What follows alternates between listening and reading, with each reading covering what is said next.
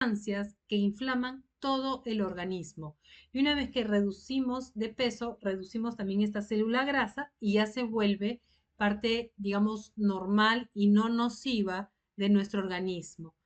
Teniendo la obesidad se vuelve, digamos, como una hormona, porque se le considera ya una glándula endocrina, el tejido graso, que genera esto y nos hace mucho daño. Entonces tenemos que hacer todo lo posible por recuperar el peso o por lo menos bajar un 10% del peso o del exceso de peso que tenemos.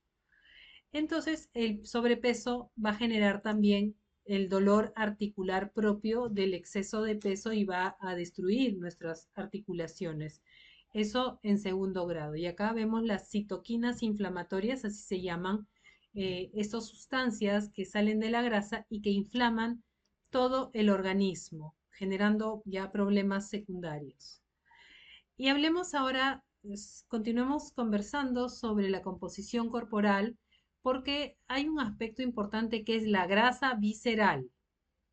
¿Qué es la grasa visceral? Es aquella grasa que se acumula dentro de los órganos. Acá tenemos, a ver si me siguen con la flechita, esta es el músculo abdominal. Entonces, del músculo abdominal hacia adentro del cuerpo vamos a considerarlo la grasa visceral. Y del músculo abdominal hacia afuera, ¿no? Es la grasa abdominal, subcutánea, ¿ya? La grasa subcutánea. Y esta es muy dañina y muy inflamatoria, mucho más que la grasa subcutánea que está hacia afuera del músculo abdominal. Entonces, esto también es muy genético. Hay personas que tienden más a almacenar la grasa hacia adentro y hay otras que tienden a almacenarla hacia afuera. Y esto hoy en día se puede medir con balanzas especializadas y uno puede determinar qué tipo de grasa tiene en exceso, ¿no? Si es abdominal o si es eh, la subcutánea, perdón, o la visceral. Aquí nuevamente tenemos un mucho mayor riesgo de inflamación y de trastornos como la artritis, la psoriasis, lupus, etcétera. Y acá hay un moderado riesgo, a pesar de que también hay bastante grasa por fuera del músculo abdominal. Y obviamente lo ideal es no tener esta grasa. Un porcentaje de grasa corporal saludable en hombres está alrededor del 20% a menos, a menos. Es ideal, es súper saludable. Y en mujeres del 30% a menos, hasta 15, ¿no? Y a menos de 10 tampoco en mujeres es adecuado, porque así como la grasa abdominal, la grasa corporal genera sustancias que inflaman, también genera estrógenos. Y eso, digamos que también tiene un efecto en el organismo, muchas veces no adecuado. Entonces, estos porcentajes, si yo ya tengo más de 30%, si soy mujer, de grasa corporal, pues ya es un signo de alarma de que estoy generando sustancias inflamatorias. Y de hombres, más de 20, ya 25, 30, 35, ya tenemos que hacer todo lo posible por tratar de revertir esta grasa corporal.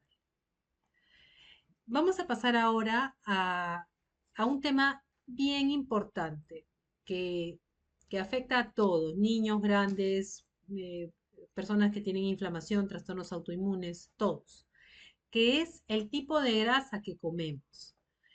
Si nos dijeran hoy día, vamos a tomarle una pequeña muestra de grasa de su cuerpo, y vamos a analizarla, nos dicen exactamente qué tipo de aceites has consumido en los últimos 4 años, ¿no? Entonces, es un marcador importante de la salud y de la inflamación. ¿Por qué? Porque necesitamos muchos tipos de grasas para todo el funcionamiento y la inflamación del organismo. Y tenemos en la alimentación grasas que, si bien son esenciales que el organismo necesita día a día, en exceso pueden generar inflamación. Me refiero a las grasas de tipo omega 6, que las necesitamos, pero no de forma exagerada como se consumen hoy en día. y tenemos un ínfimo consumo de grasas esenciales que nuestro cuerpo necesita día a día de omega 3. El omega 3 es una grasa muy escasa en la alimentación. Se encuentra principalmente en los pescados, en los productos marinos, ¿ya? Y también en algunos aceites de origen vegetal.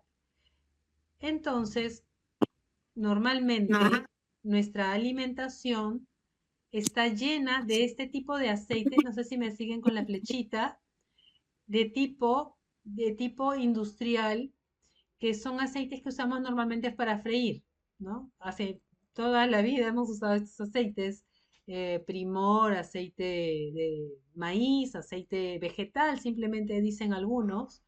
¿Y qué pasa? Que estos tienen un altísimo contenido de omega 6 y además se llaman así, son muy poliinsaturados que, por ejemplo, deberían venir en un frasco oscuro y no en un frasco transparente para que no se oxide con la luz. Ya consumimos radicales libres. Y si lo calentamos, ¿no? a un fuego alto, este se va a seguir transformando en un aceite más nocivo aún por los radicales libres que tiene. Y las grasas trans, que también son grasas que son muy consumidas, sobre todo en bollería, en pasteles, en productos de panadería que utilizan margarina, que es una grasa industrial muy barata, pero que a la hora de transformarse en margarina, porque antes fue un aceite como este, se convierte en un producto nocivo, malo para nuestro sistema cardiovascular e inflamación. Entonces, estos son los aceites que de ahora en adelante debemos ir eliminando de nuestro día a día. Y las grasas buenas son las que están aquí arriba, como la de los peces. Puro omega 3, súper importante. Las nueces, que son como un cerebrito, también tienen un poquito de omega 3. Pero hay una diferencia importante entre los aceites de origen animal con omega 3, o sea, los productos marinos, y también los peces de río contienen omega 3, pero en menores cantidades, ¿no? Y los aceites de omega 3 de origen vegetal, porque los de origen vegetal se convierten muy poco en DHA y EPA, por ejemplo, muy poquito. Son otro tipo de aceites que se llaman LNA, ácido linolénico, que tienen que todavía convertirse en DHA en el organismo, pero de todas maneras son muy importantes, sobre todo para personas veganas y vegetarianas que no consumen productos de origen animal, sobre todo las veganas. Entonces, estos aceites sí van a influir en la inflamación. Estos inflaman muchísimo, estos desinflaman. Entonces, es un buen objetivo, por ejemplo, que las personas que tengan una inflamación crónica por algún motivo, fibromialgia, psoriasis, artritis, empiecen a eliminar estos aceites de abajo y empiecen a aumentar los aceites de arriba. Y en unas semanas van a ir notando los cambios inflamatorios. Por ejemplo, esto es, digamos, el desastre nutricional que hay hoy en día, que, por ejemplo, la población norteamericana, que mucha parte de la población peruana también podría compararse, porque consumen gaseosas, muchos cereales refinados, mucho azúcar, etcétera, ¿no? Hay un promedio, una relación entre las grasas omega 6 y omega 3 de 10 a 1 y de 7 a 1. Y la relación adecuada debería ser entre 4 a 1 a 2 a 1 aproximadamente. Entonces imaginen ese desbalance de sustancias antiinflamatorias e inflamatorias que se están consumiendo, ¿no? Entonces, ustedes en casa deben ya empezar a descartar esos aceites de botella transparentes y a ir reemplazándolos por otro tipo de aceites que son mucho mejores de los que vamos a hablar en un momento. Entonces, el DHA y el EPA los encontramos en los productos marinos, ¿no? Como el salmón, la caballa, por ejemplo, la anchoveta, el arenque, pero acá no consumimos arenque, sino bonito, por ejemplo, el bonito. ¿no? Y todos los pescados en general, no son exclusivos de estos. Si ustedes comen perico, perico, cojinova, pejerrey, todos tienen omega 3. Y este es el ácido linolénico del que les hablaba, que es un ácido omega 3, pero de origen vegetal, que los tienen los aceites de chía, de linaza, de sacha inchi principalmente. Los demás tienen cantidades muy, muy pequeñas que, digamos, no se toman en cuenta porque son demasiado pequeñas. Y acá tenemos las fuentes de omega 6, que son principalmente estos aceites que son muy comerciales. ¿Y qué genera, por ejemplo, tener buenas cantidades de DHA y de EPA en la salud? Mejora el, la función cerebral, ¿no? Promueve unos huesos sanos, porque fíjense que también la osteopenia está relacionada a una deficiencia de omega 3. Mejora el sistema cardiovascular, ¿no? Mejora la salud de los ojos, porque el ojo necesita mucho DHA y EPA, por ejemplo. Mejora el sistema inmunológico, ¿no? Y así mejora también la salud de las articulaciones, ¿no? Es muy importante para la salud.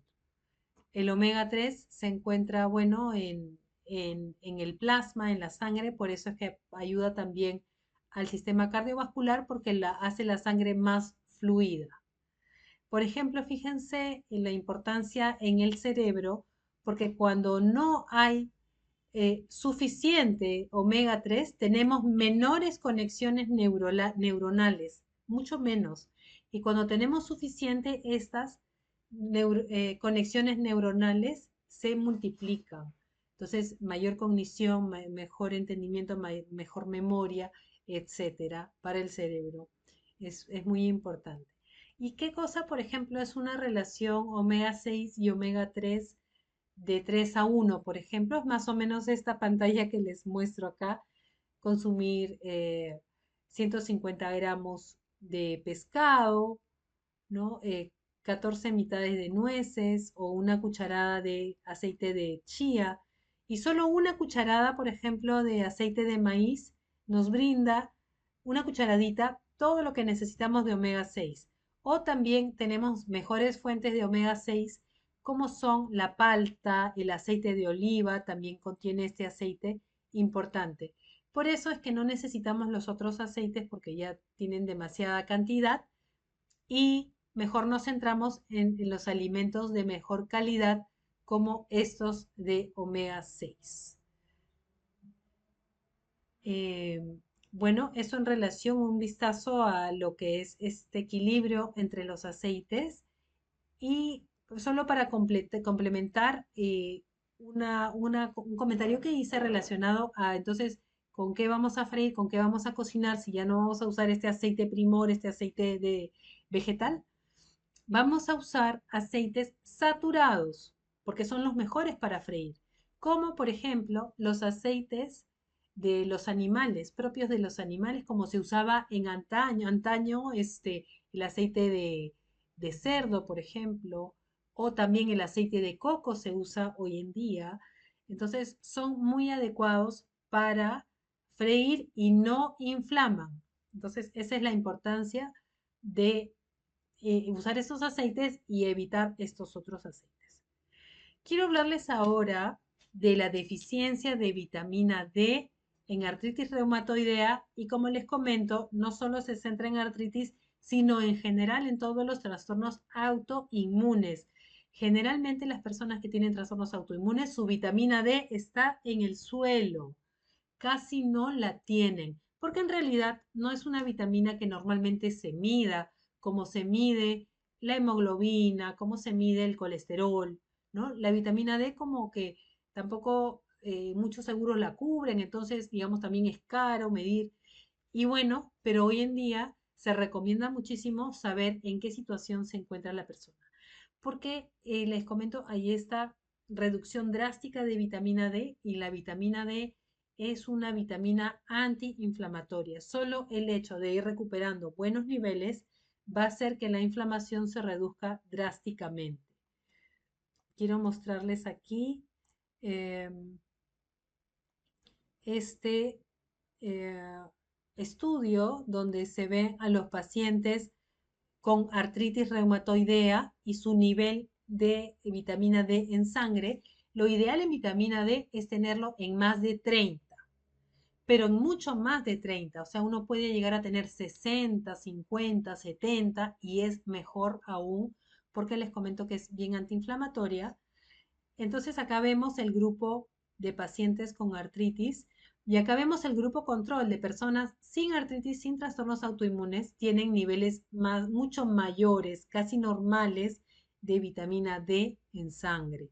Entonces, mucho ojo porque a veces solamente este factor, obviamente, incluyendo todo, digamos, el análisis de la dieta y de los ácidos grasos, las vitaminas y minerales que uno consume, va a mejorar sustancialmente esa salud general. Y vamos a hacer que el cartílago se desinflame y deje de destruirse. ¿Qué sucede? Que necesitamos, bueno, suplementarnos con vitamina D, porque los alimentos casi no la contienen, ¿ya? Solo la contienen los hígados, hígado de pollo, hígado de res, todos los hígados, y también los peces muy grasosos. Y también lo genera nuestro propio cuerpo a través de la luz solar. Por eso la importancia de tomar sol, la importancia de de salir al parque y tomar sol. Pero la vitamina D y el sol, el organismo, no van a producir esta vitamina D de la nada, a través de la piel. Lo que necesitan es colesterol. Necesitamos tener niveles de colesterol adecuados, no muy bajos, porque la tendencia hoy en día es a bajar y bajar lo máximo posible el colesterol y eso ya no se ve de esa manera en medicina funcional. Tenemos que tener niveles normales hasta 200 de colesterol y eso nos va a ayudar a elevar nuestro nivel de vitamina D, mejora nuestra función neurológica también y nuestra función hormonal. Entonces, porque el colesterol implica, digamos, se le considera casi ya una hormona y nos va a ayudar a mantener estos niveles de hormonas y vitamina D adecuadas. Entonces, ¿a qué voy con esto? Que, por ejemplo, ya debemos tratar de evitar de tenerle fobia a los alimentos con colesterol. Comer la yema de huevo, si comes un pedacito de carne, comerlo con su propia grasa, no quitarle toda la grasa y así vamos a poder tener mejores niveles de vitamina D. La vitamina D es también indispensable para tener huesos duros porque ayuda a absorber el calcio. Entonces tiene múltiples funciones en el organismo. Y así como la vitamina D y el calcio son indispensables para tener huesos fuertes, también hay una vitamina que seguro no han oído hablar de ella, que es la vitamina K. La vitamina K2 es una vitamina que junto con la vitamina D ayuda a mantener el hueso fuerte y también a reducir inflamación y evitar la calcificación de los cartílagos. Entonces, por ejemplo, necesitamos vitamina K y vitamina D para tener huesos fuertes. No solo es el calcio y la vitamina D, sino ahora estamos incorporando un nuevo invitado a la suplementación con el objetivo de tener huesos fuertes y tener una baja inflamación en el organismo. Eso. Quiero hablarles ahora de la testosterona y los estrógenos en relación a la artritis reumatoidea, porque hay una relación bien grande entre la aparición de la artritis, por ejemplo, en muchas personas y el inicio y la perimenopausia y la menopausia. También en hombres con una reducción de testosterona. Por eso es que hoy en día también se toma en consideración estos aspectos de tratar de mantener la testosterona y los estrógenos en buenos niveles para evitar esta asociación que hay entre menores niveles de testosterona y mayores niveles de artritis.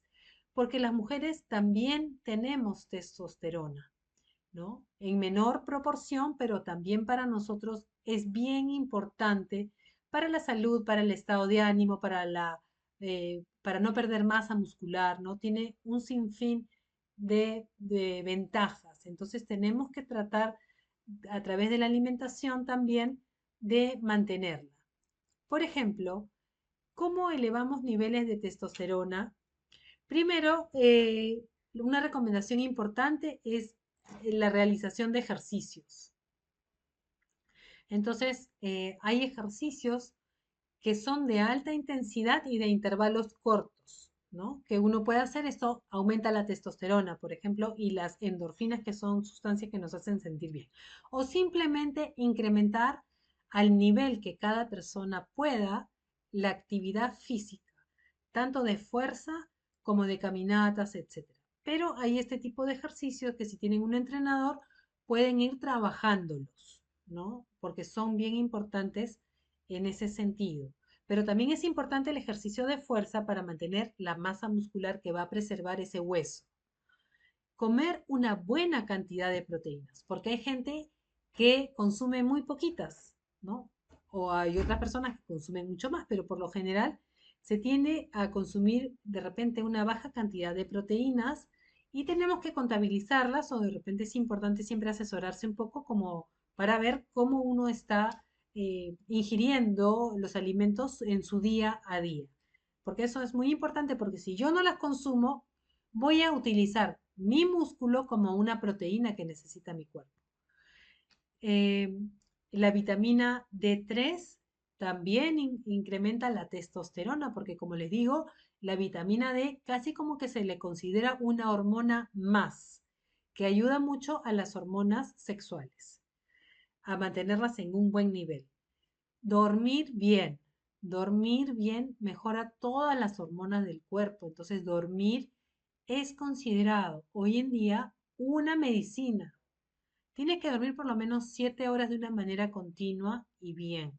Entonces, si tienes problemas de sueño, tienes que hacer todo lo posible por arreglarlas. Hay ahora especialistas también en trastornos de sueño, que es, digamos, un factor muy importante en muchos trastornos.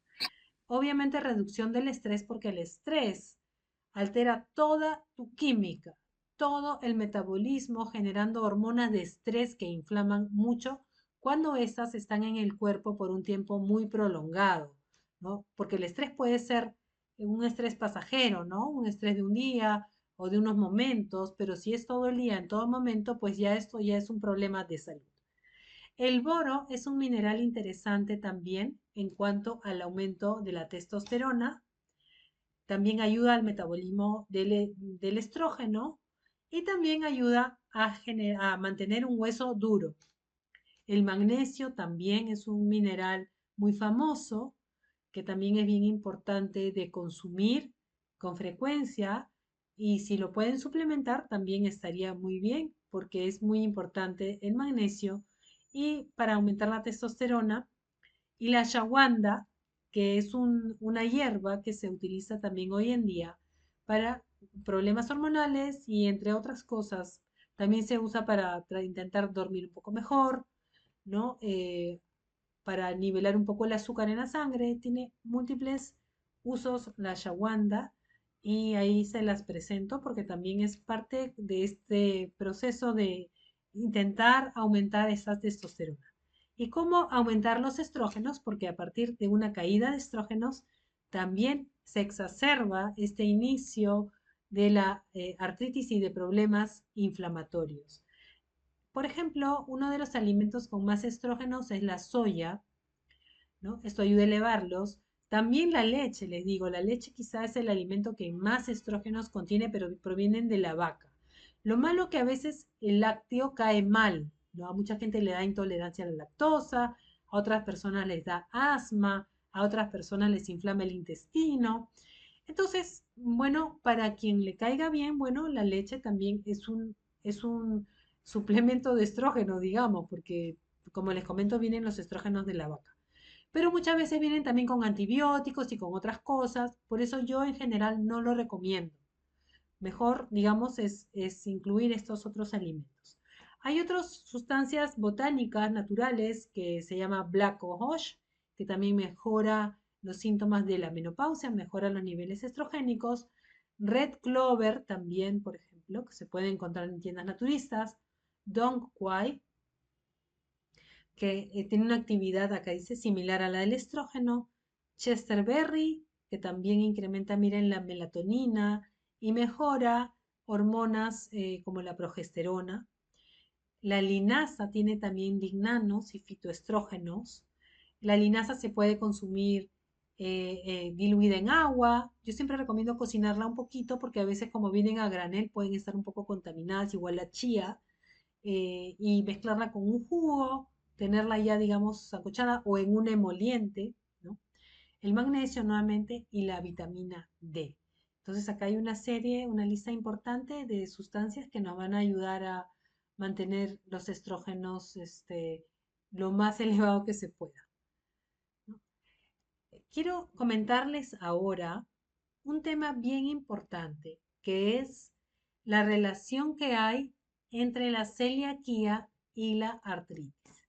No sé si acá pueden levantar la mano las personas, por ejemplo, que han oído hablar de la celiaquía. No sé si se puede levantar la mano a través de este, a través del chat. No sé si se puede, pero bueno,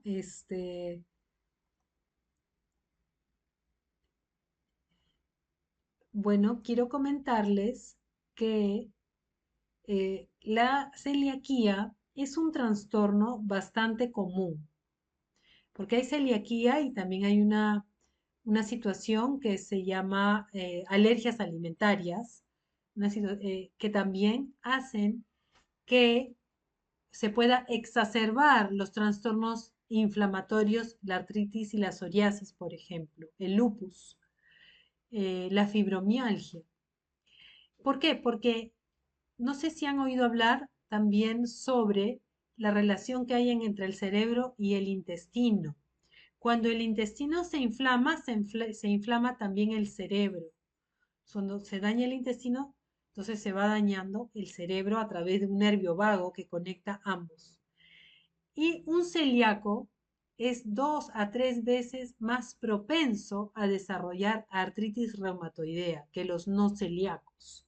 Entonces, en general, si ustedes han sido diagnosticados, por ejemplo, con artritis o en general también con trastornos autoinmunes, deben hacerse la prueba de la celiaquía, porque es muy posible que sean celíacos, o también eliminar el gluten de la alimentación. ¿Y qué sucede cuando uno tiene cuando uno tiene celiaquía? Lo que sucede es que, por ejemplo, acá vemos un intestino y acá vemos una vellosidad intestinal que es como un terciopelo que recubre todo el intestino, ¿ya? Y a través de este terciopelo, estas vellosidades intestinales, se generan enzimas digestivas y se absorben los alimentos. Pero cuando uno tiene sensibilidad al gluten, tiene celiaquía, el gluten actúa como si fuera un tóxico y destruye esta vellosidad. Y fíjense la plana.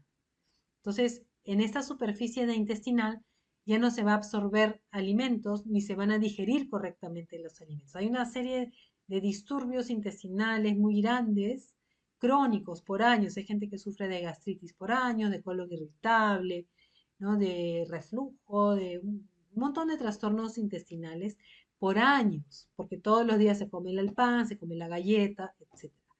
Y acá hay esta relación importante porque cuando se inflama el intestino se genera una situación que se llama de permeabilidad intestinal. ¿Qué es la permeabilidad? Es que el intestino se abre, ¿no? En vez de estar así pegadito, que no pase nada, sino que por el tubo digestivo pasen todos los alimentos y las heces y se eliminen. Pero cuando éstas se abren, por ahí van a pasar sustancias que no deberían ingresar al organismo. Esto es lo que se llama permeabilidad intestinal, que inicia una reacción inflamatoria generando innumerables trastornos autoinmunes y cáncer.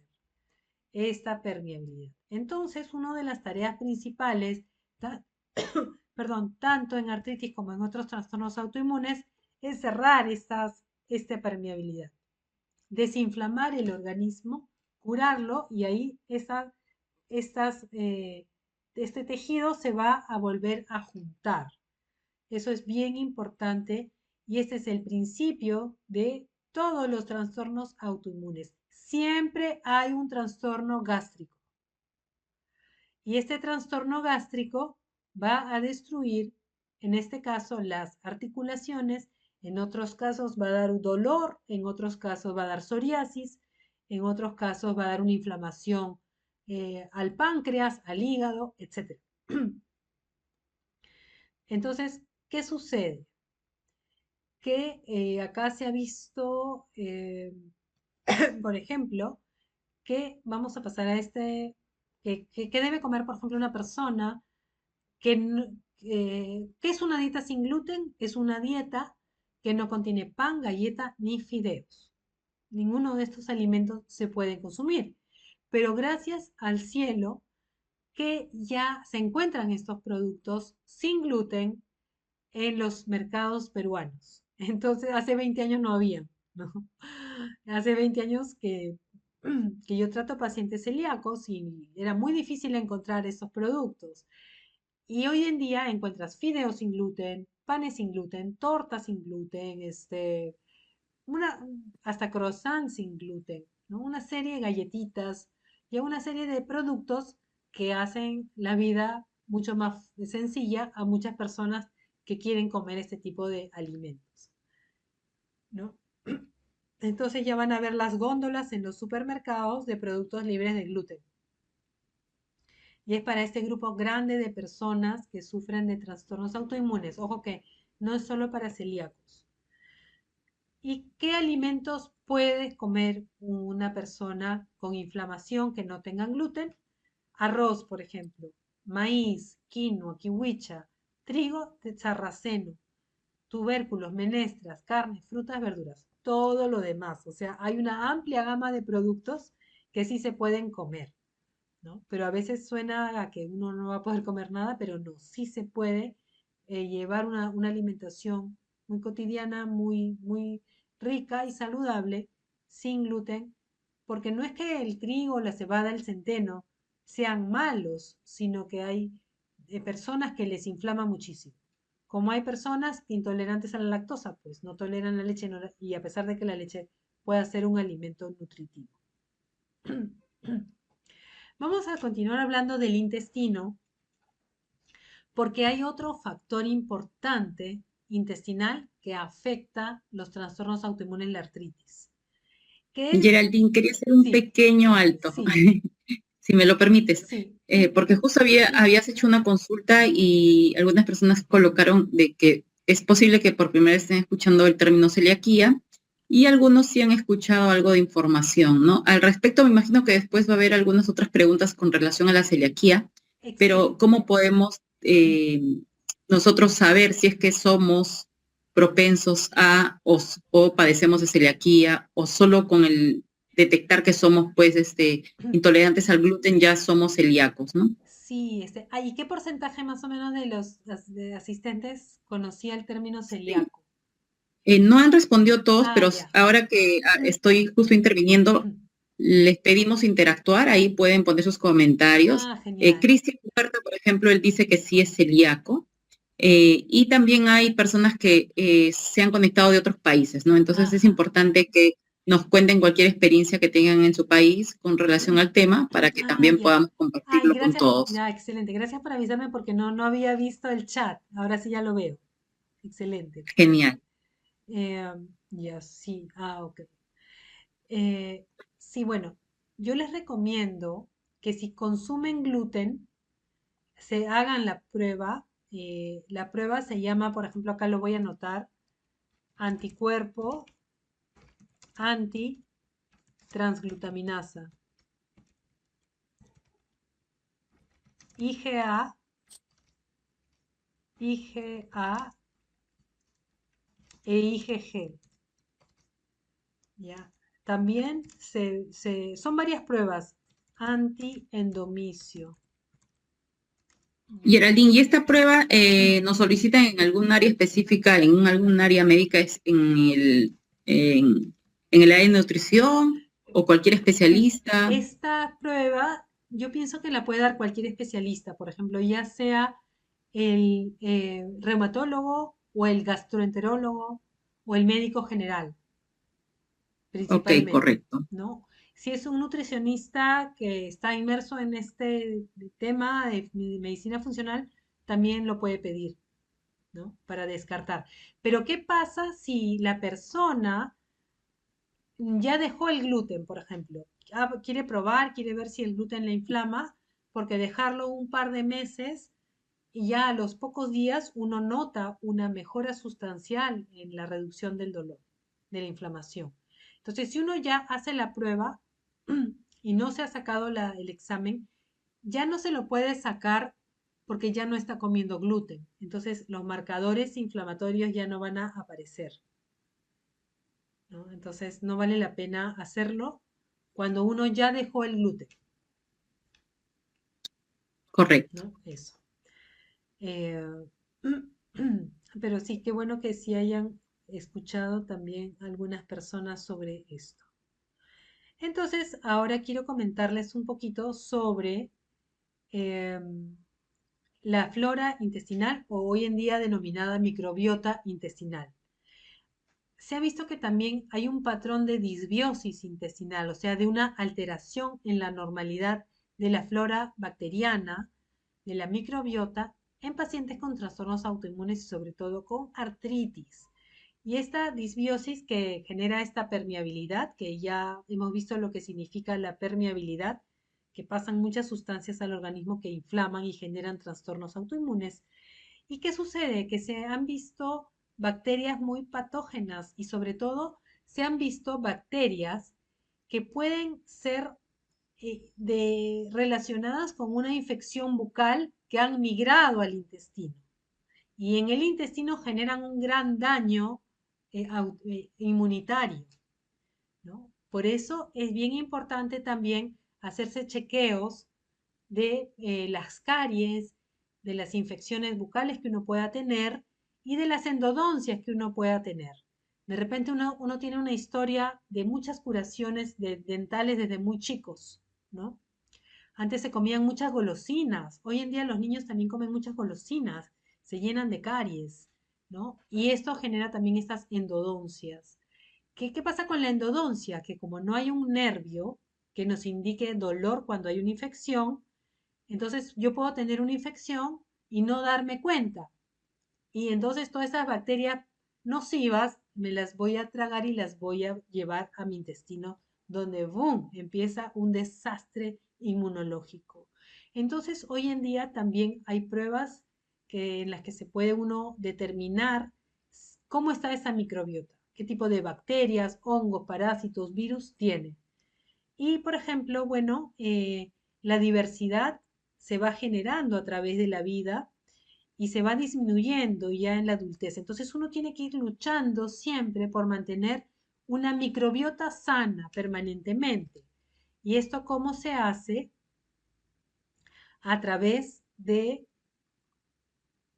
consumir muchos probióticos o mucha fibra, porque la fibra es un alimento de la bacteria. Entonces la bacteria consume la fibra y se multiplica. La bacteria buena, la bacteria buena. Las bacterias nocivas normalmente se alimentan de azúcar, ¿no? De dulces, de carbohidratos. Uno se llena de hongos, por ejemplo, de micosis intestinal.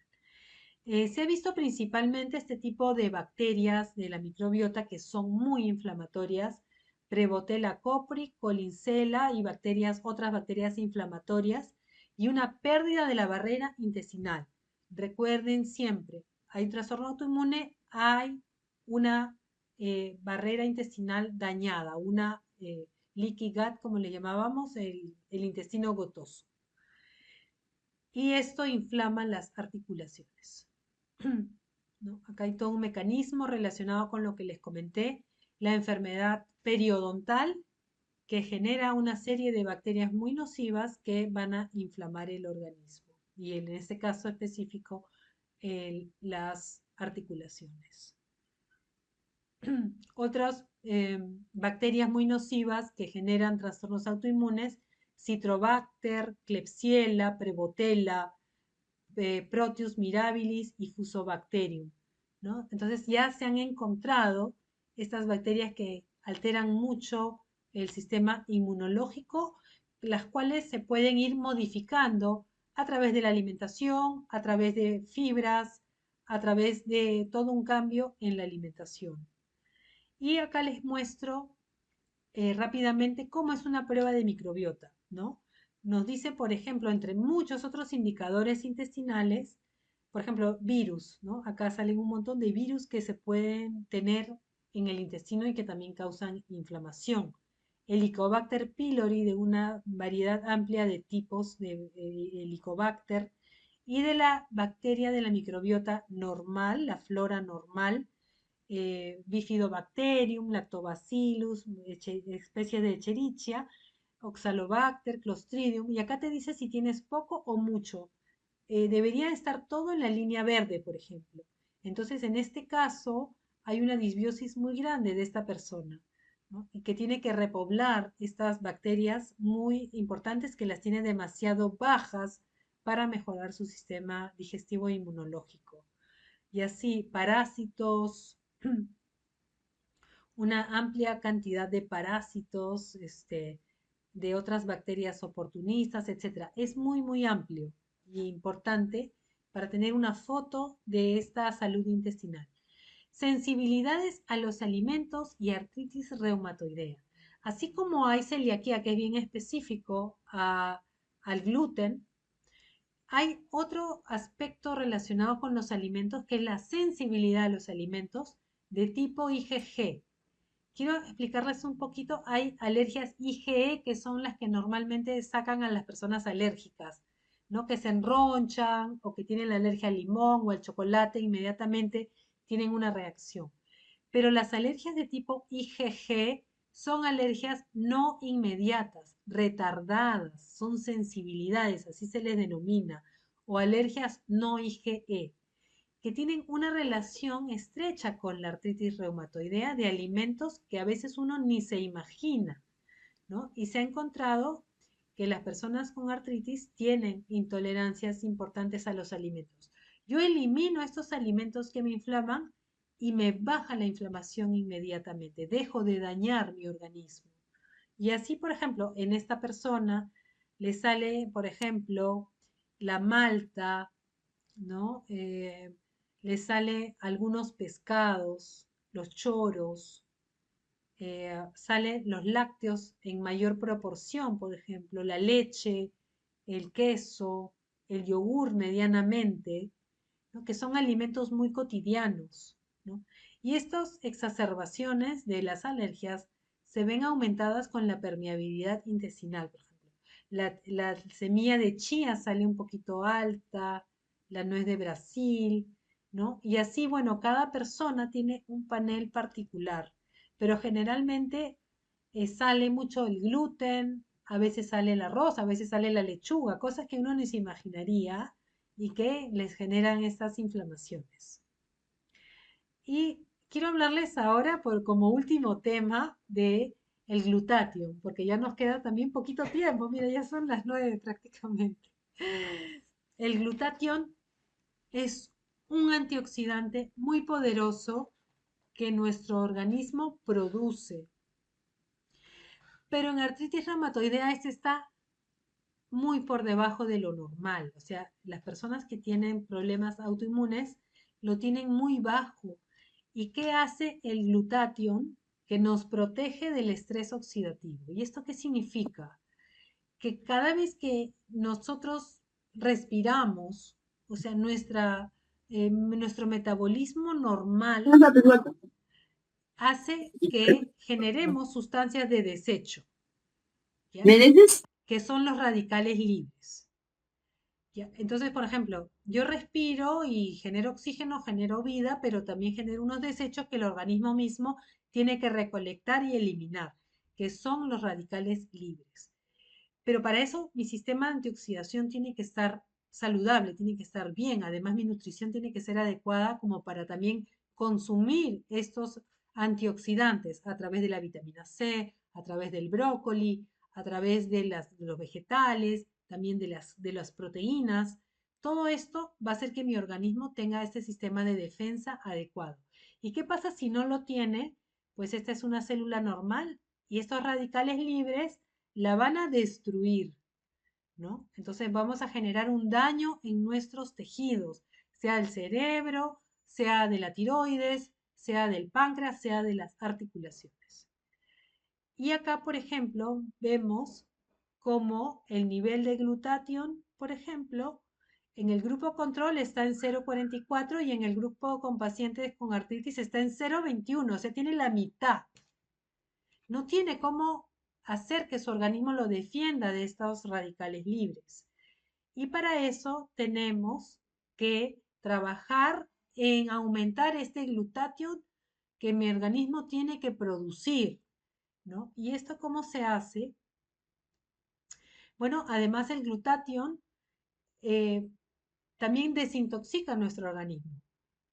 Por ejemplo, si yo respiro, estoy en una zona muy contaminada, respiro plomo de los carros, de todo el parque automotor que está muy contaminado, y estos tóxicos que yo inhalo, el glutatión los va a eliminar, o sea, me va a ayudar a desintoxicarme y de agroquímicos y de todo lo que normalmente estamos rodeados de tóxicos. Y el glutatión es un desintoxicante, además de un protector celular. Entonces nos ayuda en múltiples aspectos. Y tenemos que, a través de la alimentación, tener suficiente selenio, un mineral que algunas personas la tienen muy baja, si se encuentra en productos marinos, por ejemplo, y en la nuez de Brasil. La nuez de Brasil que a veces también se denomina castaña, ¿ya? Que es como la manchadita marroncita con beige. Luego se encuentra en la glutamina, la cisteína. Estos aminoácidos se encuentran en el huevo, en el pescado, en las proteínas que consumimos normalmente. Y todo esto se ve reforzado con las vitaminas A, con la vitamina C y E, y este ácido alfa lipoico, que es otro antioxidante que normalmente seguro lo han visto en suplementos. Y tenemos que brindar a nuestro organismo de estos suplementos para poder obtener estos niveles importantes de glutatión en el organismo. Y miren todo lo que ocasiona un nivel bajo de glutatión. Un montón de trastornos que vemos hoy en día, ¿no? Inmunológicos, cáncer, lupus, infecciones virales, asma, así, la lista es interminable. Igual yo les voy a dejar este PowerPoint para que ustedes ya lo lean con más detenimiento. ¿Cómo ayudamos al organismo a mejorar los niveles de glutatión? A través, sobre todo, de este suplemento nutricional que se llama NAC, N-acetilcisteína. Lo pueden encontrar en, en tiendas online que vendan suplementos, en Amazon. Y yo les recomiendo de hoy en adelante consumirlo todos los días de su vida, porque siempre van a tener este glutatión bajo. Y el NAC es lo que más eleva el glutatión en el organismo, porque es uno de los 3 aminoácidos que se necesita para producirlo, el organismo, para producirlo.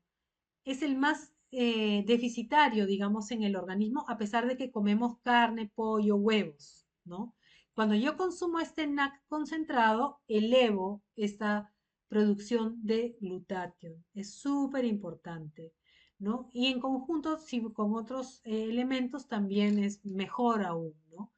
Pero yo les recomiendo a partir de hoy ya empezar a hacer ese cambio, ¿no? Bueno, entonces un poco en resumen, debemos, si tenemos sobrepeso, elaborar un plan de reducción de peso para reducir también la inflamación.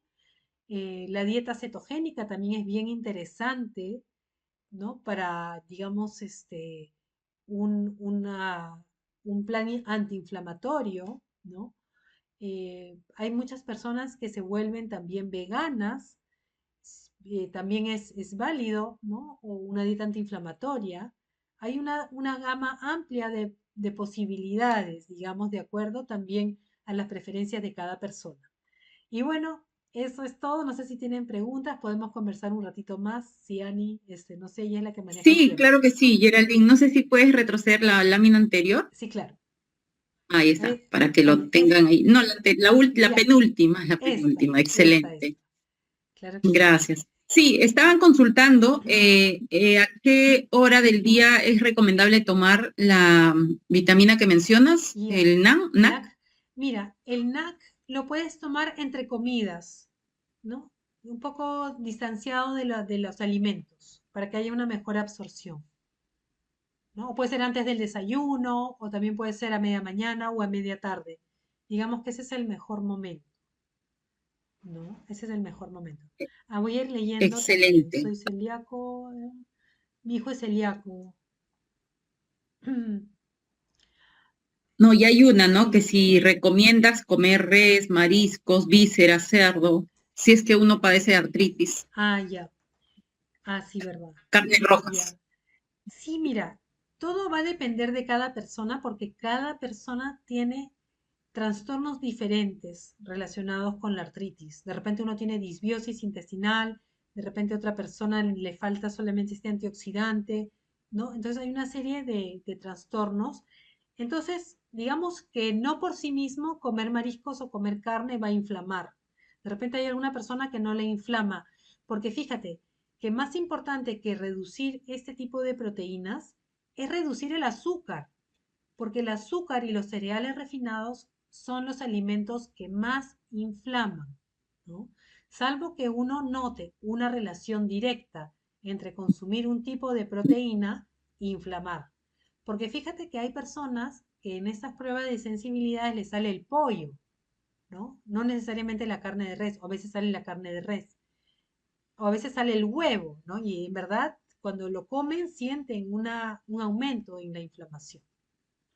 Justo están preguntando sobre esa prueba de sensibilidad. Nos dicen dónde se pueden realizar, cómo realizarse la prueba del IgG. Sí, claro. Mira, nosotros en el consultorio tomamos la muestrita de sangre y la enviamos a Estados Unidos, porque en Perú no se hace, por ejemplo, sino hay que enviarla.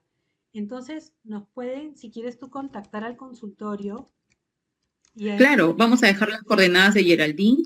¿Esta prueba cuánto demora, Geraldine? es- Por ejemplo, si uno se hace la prueba esta semana, ¿cuánto demora? Porque se ve muy demora, interesante respecto a la precisión de sí, los es detalles, de qué es lo que excelente. le inflama a uno. Es fantástica, la verdad, Qué que pena realmente que no haya en Perú, ¿no? Todavía esta prueba. sí, pues parece, y en Estados Unidos tampoco es que hay mucho, hay 2 o 3 laboratorios que la hacen, parece que es un sistema un poco caro, ¿no?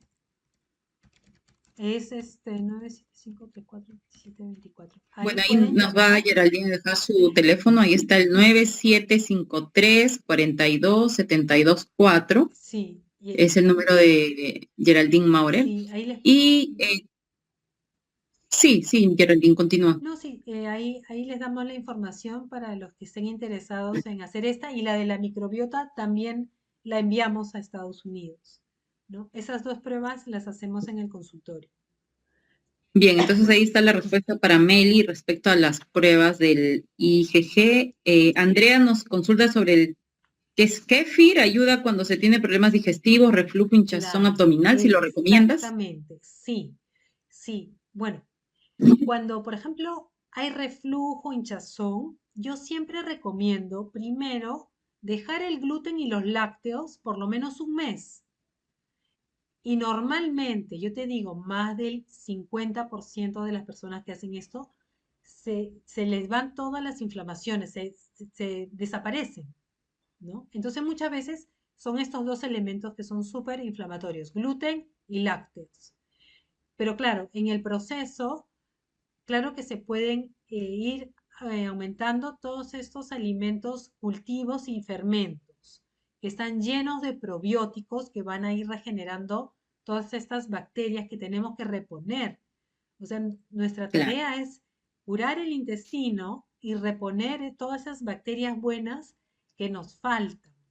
Entonces, sí, el kefir está excelente, ¿no? Pero llegamos paso a paso. Primero tratar de identificar también qué alimentos están inflamando, porque cuando el problema es crónico, casi seguro que sea gluten o lácteos. ¿no? Entonces, sí. Respecto a los lácteos, ¿con qué leches podemos reemplazar las tradicionales? Bueno, mira, yo diría que si uno, digamos, no quiere tomar algo blanco, específicamente tomar leche, como estamos tan acostumbrados, no hay que buscar otras alternativas, salvo que a uno le guste tomar un jugo de fresas con leche o le guste cortar su café con leche o hacer algunas preparaciones con leche. Pero si no tienes esa necesidad, no necesariamente tienes que buscar una leche vegetal.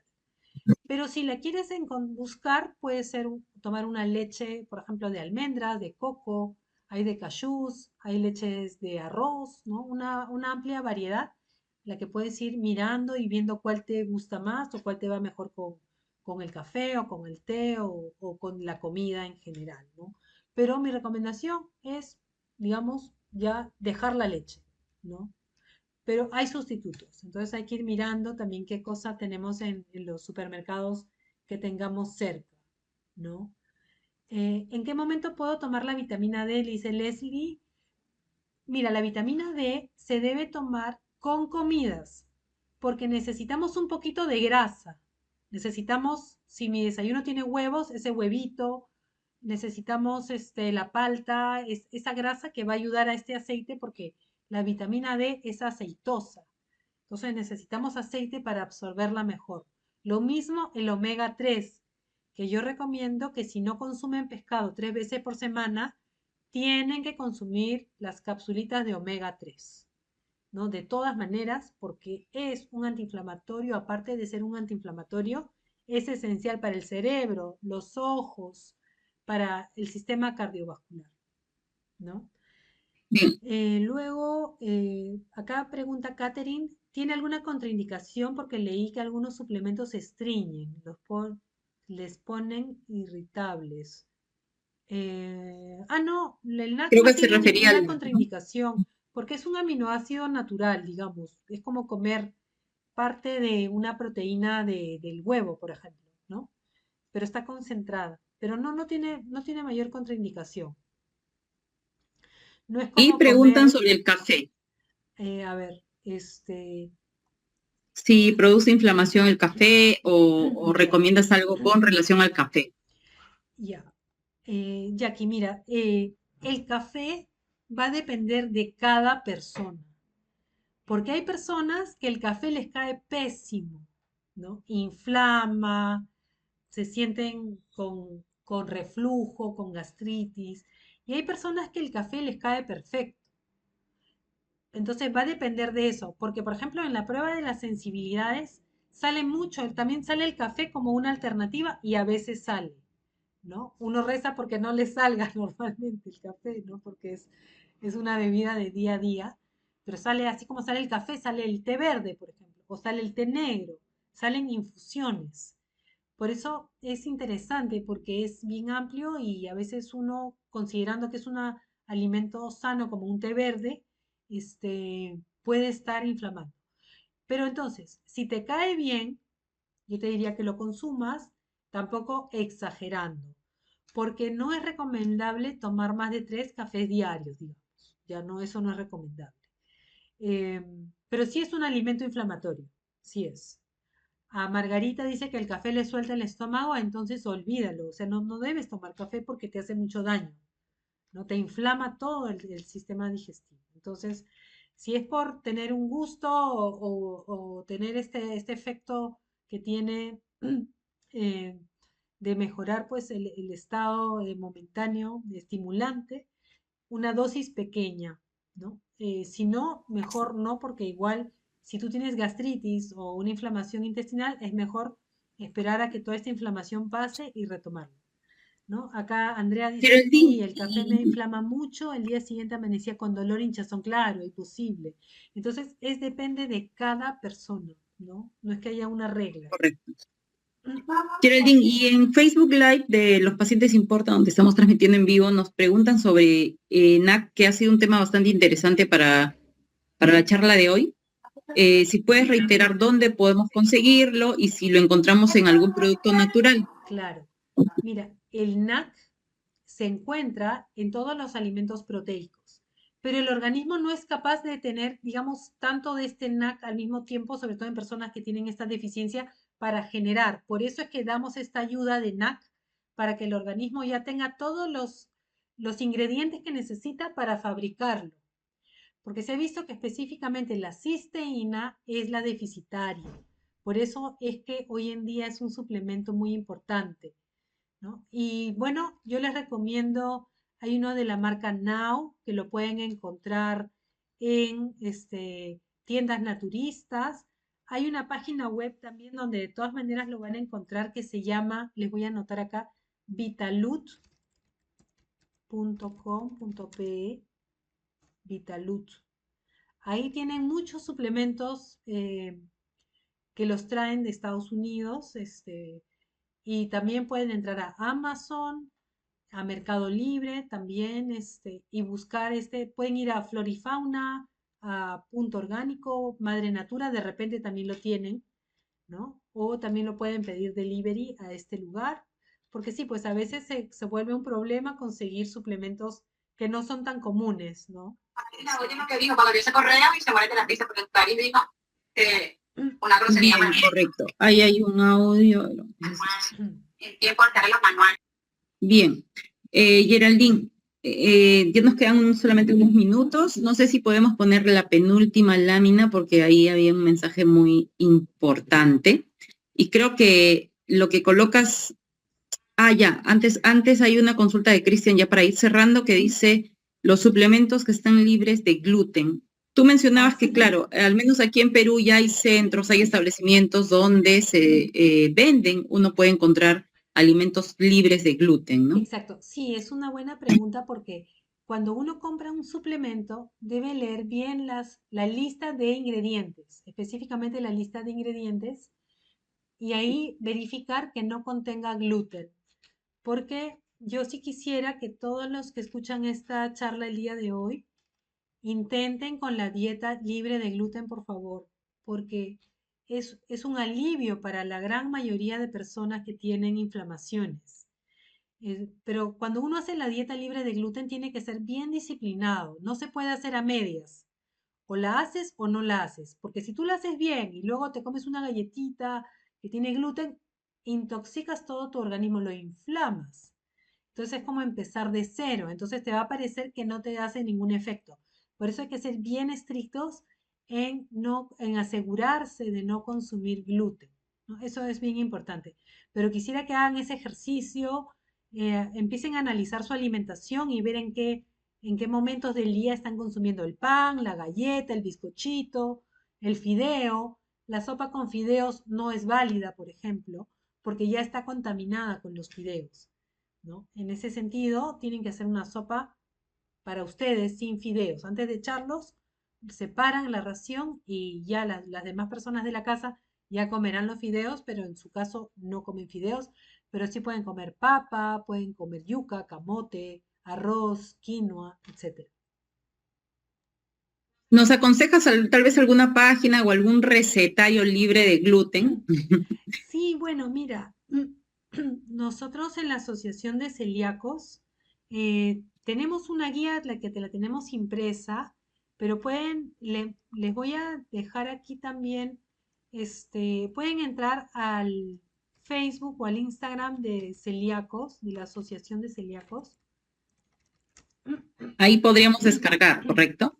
Sí, yo mañana les prometo ponerla, porque antes teníamos una página web donde estaba colgada, pero ya no tenemos esa página, ahora Excelente. tenemos las redes sociales y Redes. una página más pequeña, ¿ya? Pero si ustedes desean, yo la voy a colgar para que tengan la Sí, la guía, necesitamos, sí, la Geraldine. guía para cocinar O sin de gluten. repente me puedas pasar Te la y paso. yo lo comparto en el grupo y Eso. también lo voy a subir a redes sociales porque sí necesitamos, bueno, esta charla justamente se trata de eso, de que podamos tomar los consejos, pero a su vez ponerlos en práctica, ¿no? Eso, por Porque favor. si nosotros hacemos una dieta antiinflamatoria a medias, no vamos a ver los resultados que esperamos.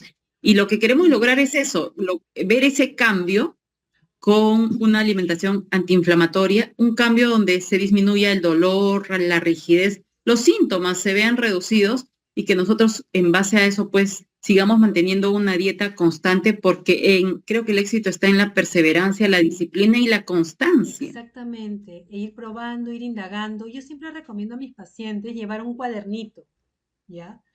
Y por ejemplo, si un día tienes un dolor que sea más intenso que otros, anotar qué comiste desde el día anterior y tratar de identificar qué cosa fue lo diferente. De repente ese día comiste en un restaurante, ¿no? Y había Ajinomoto o había muchos químicos, porque hoy en día en los restaurantes se usan muchos saborizantes, ¿no? Y eso te inflamó. Entonces, identificar que en ese restaurante algo comiste, te inflamó, y así. ¿Qué situaciones, tanto de estrés o de comida, te han generado ese cambio? O también al revés, que hoy ya te sentiste muy bien, ¿no? Hoy ya te sentiste muy desinflamada, muy desinflamado, y cómo fue tu alimentación hasta los 2 días anteriores, ¿no? Porque a veces las sensibilidades demoran un poco en dar la inflamación. Entonces a veces uno no puede identificar bien, ¿no? Acá me pregunta Bien, ahora Andrea sí, sobre la alimentación la, cetogénica. Ya, exacto. yo digo que si la alimentación cetogénica te cae bien, te sientes súper bien, pues la haces toda la vida. Y ya de repente de vez en cuando comes algo de carbohidrato que no sea de gluten y de vez en cuando lo haces y es fantástico. Porque a muchas personas no les convienen en general los cereales, tampoco ni el arroz ni la quinoa, ¿no? Hay gente que no tolera ningún cereal. Se ven estas pruebas, ¿no? Entonces, bueno, acá pregunta Mónica sobre su hijo que se ha hecho la prueba genética, ¿no? Bueno, yo te digo que cualquiera de las dos ya es un indicador, pero yo digo, casi toda la población, no casi toda, pero la mitad de la población tiene estos indicadores. Yo pienso que la prueba genética no es la más adecuada para la celiaquía, porque hay personas que no son celíacas y las tienen, ¿no? Pero si tiene ya una de las dos, más los síntomas, la parte clínica bien clara, entonces es muy posible que sí sea celíaco, ¿no? Pero yo te diría que no importa cuál de las dos tenga. Hay personas celíacas que no tienen ninguna, que es una proporción muy pequeña, ¿no? Será menos de un 5% que no tienen ninguna de las dos marcadores genéticos. Bien. Bueno, Geraldine, vamos a ir cerrando la charla. No sé si puedes dejar de compartir la pantalla Ah, un sí, claro. momento Vamos a ver, stop para share. poder verte ahí en Ahí pantalla está, y ya. tener tus... Bien. Ahí estamos. Bueno, Geraldine, yo ahora te dejo para que des un mensaje final, ¿no? Ya. De la importancia de mejorar nuestra alimentación, porque yo creo que todos el día de hoy hemos hecho un pequeño alto, porque nos preocupa nuestra alimentación, porque sabemos que la alimentación está relacionada, que influye en los síntomas de la artritis, que es lo que siempre nos dicen los reumatólogos o los especialistas en salud, o cualquier tipo de recomendación que buscamos es que la alimentación tiene que ser saludable. Y por eso el día de hoy hemos recurrido a nuestra gran amiga Geraldine Maurer, nutricionista clínica, que tiene mucha experiencia y además esta charla ha sido bastante nutritiva. Haremos una segunda parte porque definitivamente pues hay mucho que hablar de la alimentación en la condición que tenemos y además una alimentación saludable no solo para nosotros, sino también para nuestra familia y trasladar todo ello, Eso. porque pues la alimentación es para prevenir además otras enfermedades, otras patologías. Entonces, Exacto. Geraldine, un mensaje final Sí, bueno, para todos los que estamos ahora. bueno, les agradezco la presencia, la concurrencia y bueno, espero que, como dice Ani, pongan en práctica todo esto, analicen, entren a la cocina y vean qué tipo de aceites tienen, ¿no? Ya saben que ya no deben seguir usando a partir de hoy mismo esos aceites primor, esos aceites de maíz, aceite vegetal, bótenlos, porque ya no se necesitan. Compren su aceite de coco para freír, sus aceites de buena calidad, su aceite de oliva para echarle todos los días un poquito a las comidas y empezar a partir de hoy mismo un cambio estructural en su alimentación. Y cuando uno cambia en casa, también los demás se contagian, ¿no? Es como se llama un cambio ecológico. Cambia uno y en la familia todos van comiendo un poquito mejor. Y recordemos que los trastornos autoinmunes también son un poco hereditarios, entonces siempre en la familia no va a faltar seguro alguien que se va a desinflamar, se va a sentir mucho mejor comiendo de esta manera. ¿no? Porque no se sabe por qué, pero los trastornos autoinmunes vienen en crecimiento acelerado, ¿no? Todos los trastornos autoinmunes cada vez hay más y más, entonces es un trastorno que debemos ir curando desde el intestino. El intestino hoy en día es parte importante de la curación de casi todos los trastornos que hay el día de hoy. Y bueno, espero que les haya servido, les haya ayudado, hayan aprendido algunos aspectos nuevos y que lo pongan en práctica a partir de hoy mismo. Muchas gracias. Excelente. Bueno, las gracias a ti, Geraldine. Yo me comprometo a hacer seguimiento a la guía que Ya, nos vas a sí, compartir para poder pasarle a todos. Ahí todos están agradeciendo tu participación. También las gracias a ustedes por haberse conectado, por haber querido aprender un poco más y mejorar nuestros estilos de vida de la alimentación saludable. De hecho, esperamos que esto haya sido de utilidad para todos. Compartamos la información, pongámosla en práctica. Y bueno, Geraldine, no me queda más que agradecerte. Tus redes sociales, por favor, ¿dónde sí, te claro, encontramos? Porque mira, estás en Instagram y en TikTok. exacto, consultorio Geraldine Maurer, ¿no? Eso es en Facebook e Instagram. Y también en TikTok como Geraldine Maurer. Maurer, Geraldine Maurer. Excelente. Exacto. Ahí el teléfono es el que les puse, 975-34-2724. Es el teléfono del consultorio.